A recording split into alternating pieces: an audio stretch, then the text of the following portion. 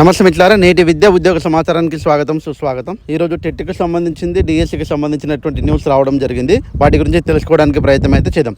మొదటిసారి వీడియోని చూస్తున్నట్లయితే తప్పకుండా తమ్ము సింబల్ పైన ప్రెస్ చేసి లైక్ చేస్తారని, అదేవిధంగా సబ్స్క్రైబ్ చేసుకుంటారని మనస్ఫూర్తిగా కోరుకుంటున్నాను. ఎందుకు చెప్తున్నానంటే చాలామంది చూస్తున్నారు, లైక్ ఇవ్వడం లేదు. తప్పకుండా లైక్ ఇస్తారు మనస్ఫూర్తిగా కోరుకుంటూ వీడియోలోకి వెళ్ళిపోదాం. ఇటీవల టీచర్లకు టెట్ తప్పనిసరన్న హైకోర్టు, టీచర్లకు టెట్ అవసరం లేదంటున్న జీవో 36.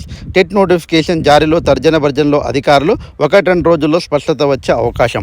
36 జీవోలో ఏముందనేటువంటిది తర్వాత విషయం. ఎవరైతే మనకు అంటే ఫస్ట్ క్లాస్ నుంచి 8th క్లాస్ వరకు బోధన చేసేటువంటి ఎవరైతే వాళ్ళు ఉన్నారో ఉపాధ్యాయులు, వాళ్ళకైతే టెట్ అనేటువంటిది అవసరము.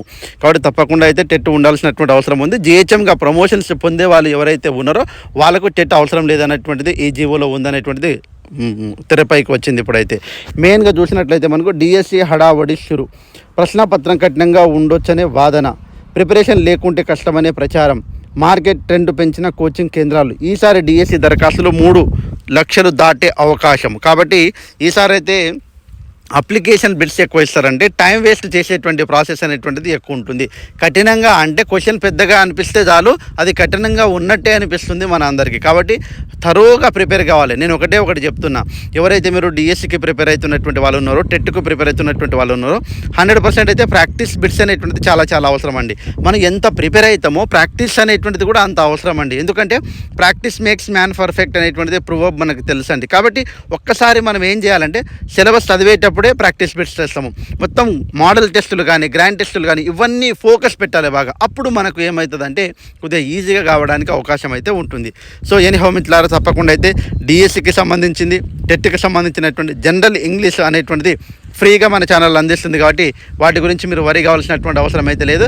100% నేను చెప్తున్నా, అంటే నాకు ఇప్పుడు టైం ఉంది కాబట్టి నేను తప్పకుండా మీకు అందించడానికి ప్రయత్నం చేస్తాను. ప్రతిరోజు కూడా మన ఛానల్లో మీకు వీడియో అనేటువంటి చేయడం అనేటువంటి జరుగుతుంది. ఫ్రీ అండ్ కాస్ట్ అండి, ఇది free.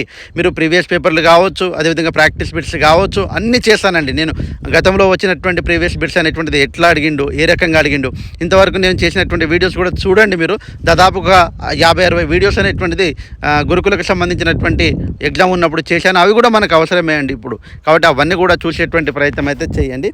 So Srinu English club అనే యూట్యూబ్ ఛానల్ సబ్స్క్రైబర్ అయినందుకు మీకు నా నుంచి వచ్చేటువంటి బెనిఫిట్ ఏంటంటే, కనీసము నిన్న యాజ్ ఎ టీచర్గా మీకు జనరల్ ఇంగ్లీష్లో కనీసము నా వంతు సాయం చేయాలనేటువంటి ఉద్దేశంతో మీకు చేస్తున్నాను.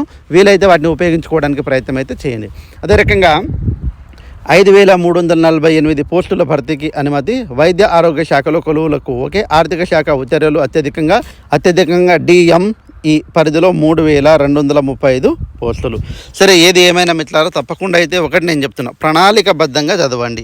టెట్ ప్లస్ డిఎస్సి పేపర్ 1 వాళ్ళు ఎవరైతే ఉన్నారో చాలామందికి మీరు చదివేటువంటి టెట్ కావచ్చు, డిఎస్సి కావచ్చు, అంటే ఎస్జిటి కావాలి, 100% అయితే మీకు హార్డ్గా ఉన్నటువంటి సబ్జెక్ట్ పైన ఫోకస్ పెట్టండి.